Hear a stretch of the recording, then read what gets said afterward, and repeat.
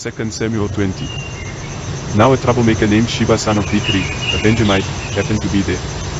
He sounded the trumpet and shouted, "We have no share in David, no part in Jesse's son.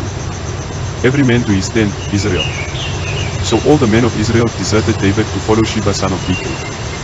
But the men of Judah stayed by their king all the way from the Jordan to Jerusalem. When David returned to his palace in Jerusalem, he took the 10 concubines he had left to take care of the palace and put them in a house under guard.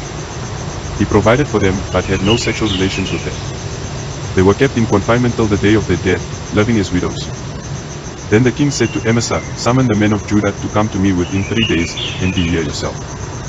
But when Amasa went to summon Judah, it took longer than the time the king had set for him. David said to Abishai, "Now Sheba son of Bichri will do us more harm than Absalom did. Take your master's men and pursue him, or he will find fortified cities and escape from us." So Joab's men and the Kerethites and Pelethites and all the mighty warriors went out under the command of Abishai. They marched out from Jerusalem to pursue Sheba son of Bichri. While they were at the great rock in Gibeon, Amasa came to meet them. Joab was wearing his military tunic, and strapped over it at his waist was a belt with a dagger in its sheath. As he stepped forward, it dropped out of its sheath. Joab said to Amasa, "How are you, my brother?" Then Joab took Amasa by the beard with his right hand to kiss him. Amasa was not on his guard against the dagger in Joab's hand, and Joab plunged it into his belly, and his intestines spilled out on the ground. Without being stabbed again, Amasa died. Then Joab and his brother Abishai pursued Sheba son of Bichri. One of Joab's men stood beside Amasa and said, "Whoever favors Joab, and whoever is for David, let him follow Joab." Amasa lay wallowing in his blood in the middle of the road, and the man saw that all the troops came to a halt there. When he realized that everyone who came up to Amasa stopped, he dragged him from the road into a field and threw a garment over him. After Amasa had been removed from the road, everyone went on with Joab to pursue Sheba son of Bichri. Sheba passed through all the tribes of Israel to Abel-Beth-Maachah and through the entire region of the Bichrites, who gathered together and followed him.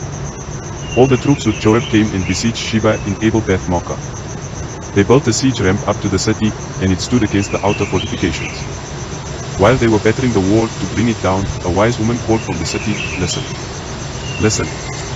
Tell Joab to come here so I can speak to him." He went toward her, and she asked, "Are you Joab?" I am, he answered. She said, "Listen to what your servant has to say." "I'm listening," he said.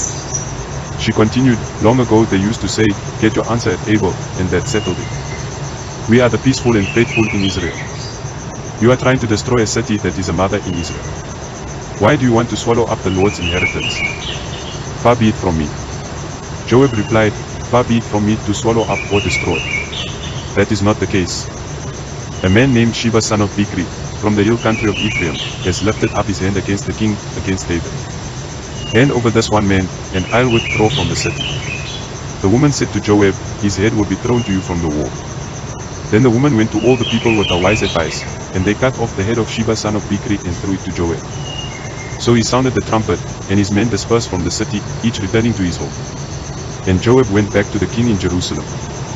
Joab was over Israel's entire army, Benaiah son of Jehoiada was over the Kerethites and Pelethites, Adoniram was in charge of forced labor, Jehoshaphat son of Ahilat was recorder, Sheba was secretary, Zadok and Abiathar were priests, and Ira the Jairite was David's priest.